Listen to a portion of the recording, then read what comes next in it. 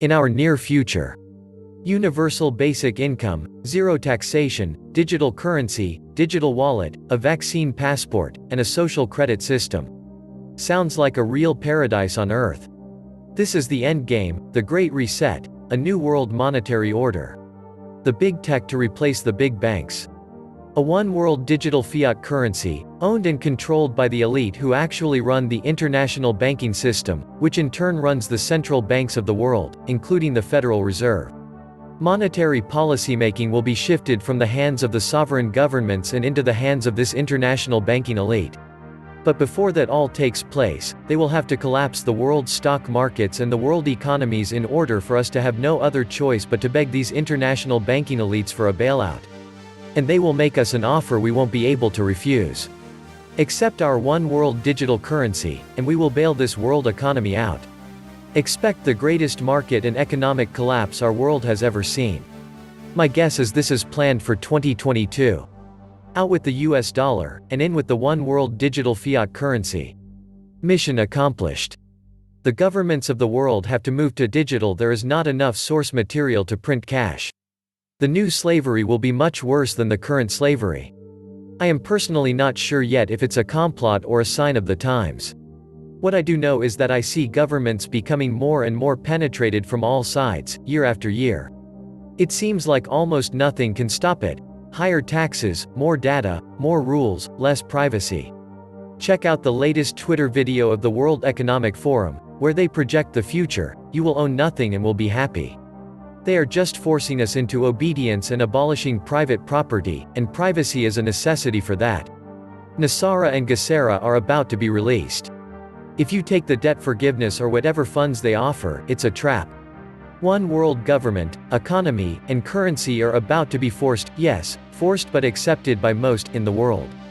Anytime anything is forced, it's not good for mankind.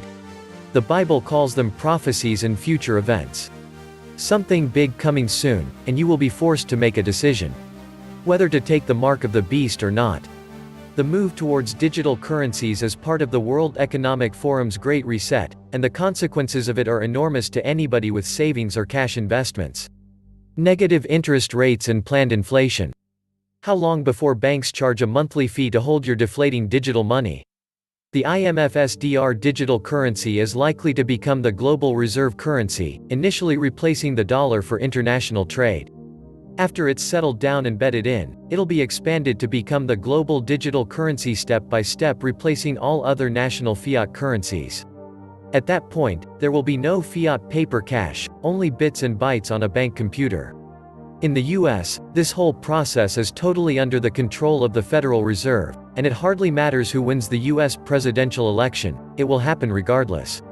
This takeover of money by the globalist banksters is only one of many items on the Great Reset things to do list. The ultimate aim is to introduce global governance, but you can't have global governance without global money. The EU realized that years ago and introduced the euro. So what is the real truth on the Nesara-Gesara Acts? Nesara is an acronym for National Economic Security and Recovery Abomination, that's supposed to be ACT. Allegedly, this act was passed by Congress and vetoed by the Bush administration. Gesara is an acronym for Global Economic Security and Recovery Act, but it is still an abomination. The Nesara-Gesara Acts and Currency Reset. The National Economic Security and Reformation Act (Nesara) is a United States government policy introduced to Congress in 2000 and passed, but kept under wraps ever since. This Economic Reform Act is intended to bring fairness and wealth exponentially. The bottom line of this business is that both Nesara and Gesara serve the elite best because they would pay fewer taxes while everyone else would be much more susceptible to tax creep, such that they wind up slowly paying more and more taxes over time, while the elite and corporations continue to benefit the most. The trick will be to con the public into voting for it or allowing their elected representatives to pass it. Presenting the entire business as something opposed by the Bush administration is a sneaky trick because reactive liberals will automatically think it must be good for their side if the other side doesn't like it. In the USA, the rich know damn well that Nesara will ultimately benefit them disproportionately, only the elite will benefit more. Everyone else will feel a little relief at first to let the hook sink in, then slowly be taxed until they revolt or else surrender from an apathetic lack of the political power or will to change anything. The biggest benefit of this plan to the elite will be tax creep. If the taxes slowly go up over time for some of the various necessities of life in order to pay for more infrastructure improvements, better schools, socialized medicine, and so forth, then the voters will buy in because it will only be a few pennies, right? So tax creep will be inevitable.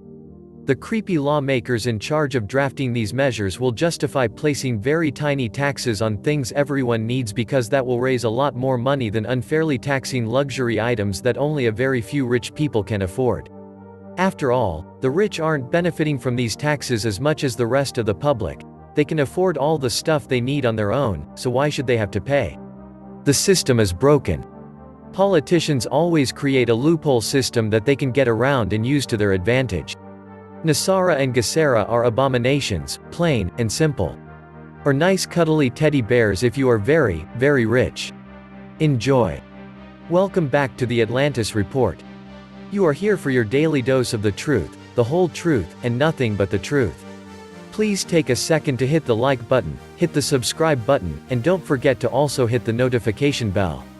Many of you have asked me where they can buy silver and gold bullion. You will find in the description box the links where you can buy American Silver Eagle, silver bars, or rounds. I highly recommend that you start stacking some silver bullion for the future. Americans fared well before the US dollar became the world reserve currency. Now, 3/4 of a century later, we are facing the same wipeout as the English in the 1940s when the bankers pulled the pound and gave the US dollar world reserve status. The US had a consistent positive balance of trade before Nixon took the US off of a gold standard, and the modern US dollar debt Ponzi got rolling and a consistent negative balance after. These Davos elites get together and congratulate themselves that they are only doing what is necessary to save the planet from us dirty, slovenly, undisciplined, and selfish freaks. They have a plan. Create a crisis which will derail what's left of the world economy, sending people back into a tailspin of poverty and starvation. Those at the bottom will be wiped out again, as is usually the case. Those who survive will be terrified and cowed. They will submit easily to the might of the armed forces, which are being drilled in lockdown, curfew, and martial law tactics as we speak. The media is used, as always, to spread fear and panic. Anyone that believes in universal basic income UBI has never been on welfare or the politically correct social assistance where one does not even get enough money to eat, let alone clothe oneself. Universal basic income is merely the buy-in phrase utilized to dupe the great unwashed masses into believing that there is something in it for them if they consent to the overarching control system imposed by the same cohort of elite finance capitalists that just appropriated all of the wealth of the working class for the last half-century since Nixon closed the gold window temporarily in 1971. Nixon was dishonest, and so is Jerome Powell et al. Life never changes, but people do become less educated over time if governance wants them dumber than dumb in order to fleece their pocketbooks, bank accounts, and savings regime. Never trust a banker or a politician as they work hand in hand via legislation to appropriate your wealth so that it is transferred to their bank accounts and not your own. Over my entire lifetime, all gains in disposable income have gone to the 0.001% and not to the working class serfs that have no grasp of how bankers steal their money business quarter by business quarter in perpetuity. Why is the US going down the pan? A group of private bankers managed to get control of the right to issue money in the West and have so badly abused this right that the middle classes are being exterminated, and a single bankster-led group now owns 96.2% of all major corporates and earns 80% of all income. If the banksters stay in control, you can calculate how long it will take before they own all the gold by using factors including the interest rate, the size of the loan book, and the amount of gold the banksters had at the start of the gold standard. This means even a gold standard will achieve nothing if the private bankers stay in control. The pandemic is not the reason for this economic and currency deterioration. Quite the contrary, it's an attempt to cover it up and create a scapegoat. The US dollar system was starting to come unglued already a year ago when the Fed had to step in with their extraordinary repo program. It only bought a little time and kicked the can a short distance. Fiat currencies that rely on an ever-growing amount of debt acts like a pyramid or Ponzi scheme.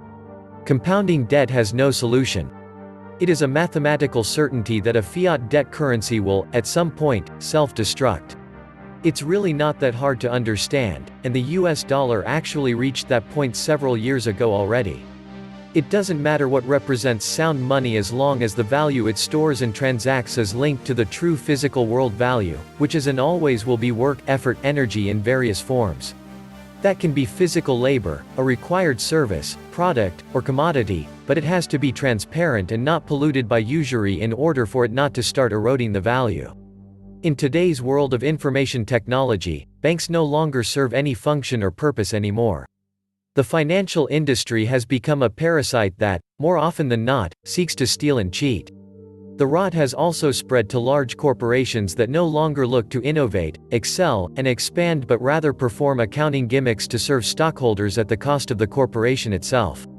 There will be no new Bretton Woods agreement because the very idea that there needs to be a pyramid among currencies is anachronistic and the very danger that has to be avoided in order not to repeat the mistakes of the past. People should know that the UK was the driver behind this current system, and they actually never abdicated any true monetary power and were, in fact, very happy to see US taxpayers take the wheel. Inflation is and has been ongoing throughout the economy. Look at the price of food compared to 10 years ago, the price of stocks, land, homes, cars, and taxes. The depreciation in fiat currencies, all of which are considerably above 90%. The cost of living has become unaffordable for millions upon millions and, thanks to lockdown, is about to force starvation on at least half the world's population. If interest rates were to rise, those carrying debt would be ruined, but the money printing spigot will also have its say, resulting in hyperinflation. That, allied to currency devaluation, doesn't bode well. All fiat money is virtual and has no intrinsic value since the dollar became unbacked by gold. 90% of Americans could not tell you what the Fed does, let alone who benefits most from their Ponzi. Shame on we the people for not shutting down the Fed a long time ago. It is easier to fool a man than to convince him he has been fooled. Upton Sinclair. This was the Atlantis Report.